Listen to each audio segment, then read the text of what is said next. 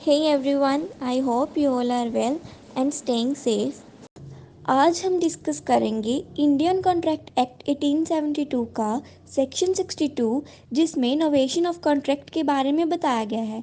तो हमारा आज का टॉपिक है नोवेशन ऑफ कॉन्ट्रैक्ट। पहले हम नोवेशन ऑफ कॉन्ट्रैक्ट को समझेंगे, फिर मैं आपको बताऊंगी क्वेश्चंस के बारे में जो एग्ज़ाम में इसके रिलेटेड पूछे जाते हैं और उनके आंसर्स कैसे राइट करने हैं ये भी मैं आपको इस वीडियो में ही बताऊंगी। तो वीडियो को एंड तक पूरा ज़रूर देखना। अब हम बात करते हैं कि ये किस तरह का कॉन्ट्रैक्ट होता है। हम सिंपली बात करें तो पुराने कॉन्ट्रैक्ट की जगह नए कॉन्ट्रैक्ट का एग्रीमेंट करना इज़ नोवेशन ऑफ कॉन्ट्रैक्ट। जब हम पुराने कॉन्ट्रैक्ट की जगह पे नए कॉन्ट्रैक्ट का एग्रीमेंट करते हैं तो उसे हम नोवेशन ऑफ कॉन्ट्रैक्ट कहते हैं। तो इसमें जो पुराना कॉन्ट्रैक्ट है उसके राइट्स एंड ऑब्लिगेशंस पूरी तरह से ख़त्म हो जाते हैं। एक ओल्ड कॉन्ट्रैक्ट के बदले एक न्यू कॉन्ट्रैक्ट का एग्रीमेंट करना उसे हम नोवेशन ऑफ कॉन्ट्रैक्ट कहते हैं। अब हम एग्जांपल देखते हैं, इससे आपको बिल्कुल क्लियर हो जाएगा। ए और बी दो पर्सन थे जिसमें ए ने बी को 10,000 रुपीज़ पे करने थे।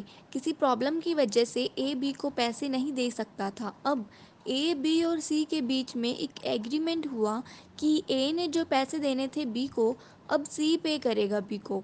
Here an old contract between A and B is discharge.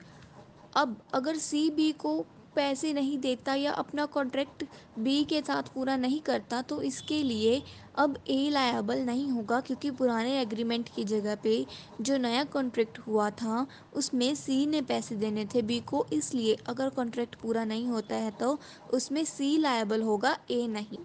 Now novation is of two types. अब नोवेशन की टू टाइप्स हैं। The first one is novation by change in the parties and the second one is novation by change in the terms of the contract. Let's start with the first one, novation by change in the parties. Like A and B are the two persons. जैसे A और B दो person हैं, जब तक दोनों की consent नहीं होगी या जब तक दोनों की चेंजिंग के लिए सहमति नहीं होगी तब तक जो कॉन्ट्रैक्ट है वो डिस्चार्ज नहीं होगा और ओल्ड कॉन्ट्रैक्ट से न्यू कॉन्ट्रैक्ट में भी नहीं चेंज होगा। जब दोनों पार्टीज़ की कंसेंट होगी, सहमति होगी कॉन्ट्रैक्ट को चेंज करने में, ओनली देन ओल्ड कॉन्ट्रैक्ट एक न्यू कॉन्ट्रैक्ट में चेंज होगा। And the second one is novation by change in the terms of the contract. इसमें क्या होता है कि जो पार्टीज़ होती हैं वो तो सेम रहती हैं, लेकिन कॉन्ट्रैक्ट की टर्म्स एंड कंडीशंस चेंज हो जाती हैं या अल्टर हो जाती हैं। अब इसमें हम लोग एक सिंपल एग्जांपल लेंगे। ए और बी दो पर्सन हैं। ए ने बी को 10,000 रुपीज़ देने हैं। अब ए और बी के बीच में एक एग्रीमेंट होता है जिसमें बी ए को 10,000 की जगह पे 5,000 पे करेगा। अब पार्टीज़ तो चेंज नहीं हुई बट कंडीशंस चेंज हो गई, क्योंकि पहले ए ने 10,000 पे करने थे और अब पे करनी है 5,000। Now the old agreement between A and B is discharge and a new agreement comes into existence. So that's the end of our topic novation. अब हम क्वेश्चंस के बारे में डिस्कस करते हैं जो एग्ज़ाम पॉइंट ऑफ व्यू से important है और एग्ज़ाम में आते भी हैं। पहले हम बात करते हैं 3 मार्क्स वाले क्वेश्चंस की। पहला है एक्सप्लेन नोवेशन या what do you mean by novation of contract. इसके आंसर में हम सिंपली नोवेशन को डिफ़ाइन करेंगे और उसकी टाइप्स को सिर्फ 6 to 8 लाइंस में डिफ़ाइन करेंगे। बिकॉज़ ये 3 मार्क्स वाला क्वेश्चन है, इसमें ज़्यादा लेंथ की नीड नहीं होती है और ज़्यादा से ज़्यादा आप 1 पेज में कंप्लीट कर सकते हो। सेकंड है what is doctrine of frustration और what do you understand by doctrine of frustration. इसके आंसर्स में आपको सिर्फ डॉक्ट्राइन ऑफ फ्रस्ट्रेशन को 4 to 5 लाइंस में राइट करना है और साथ में एक एग्जांपल भी राइट कर सकते हो या केस लो जो 4 to 5 लाइंस में कवर हो जाए।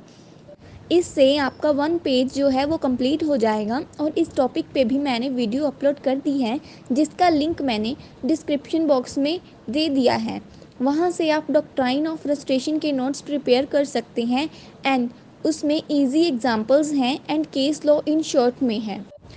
अब हम लॉन्ग क्वेश्चन की बात करते हैं जो 11 मार्क्स का आता है। Explain the doctrine of frustration, what do you understand bye novation. ये क्वेश्चन बहुत इंपॉर्टेंट है, इसको इग्नोर नहीं करना बिकॉज लास्ट टाइम ये क्वेश्चन एग्ज़ाम में आया था। अब हम बात करते हैं आंसर राइटिंग की। आप इसके आंसर को डॉक्ट्राइन ऑफ फ्रस्ट्रेशन से स्टार्ट करेंगे और डॉक्ट्राइन ऑफ फ्रस्ट्रेशन को एक्सप्लेन करना है with examples and case law, और ऐसे ही आपको इनोवेशन को भी एक्सप्लेन करना है। आपको मैक्सिमम 6 पेजेस फिल करने हैं। अगर 6 पेजेस फिल नहीं हो रहे हैं तो आप मिनिमम 3 या 4 पेजेस ज़रूर फिल करें। अगर आप इन दोनों टॉपिक्स को अच्छे से प्रिपेयर कर लेते हैं तो एग्ज़ाम में आपको इनके क्वेश्चंस के आंसर राइटिंग में प्रॉब्लम नहीं आएगी। So that's the end of our video. If you like the video please hit that thumbs up, subscribe to our channel and press the bell icon to stay updated for more of such videos. Thank you.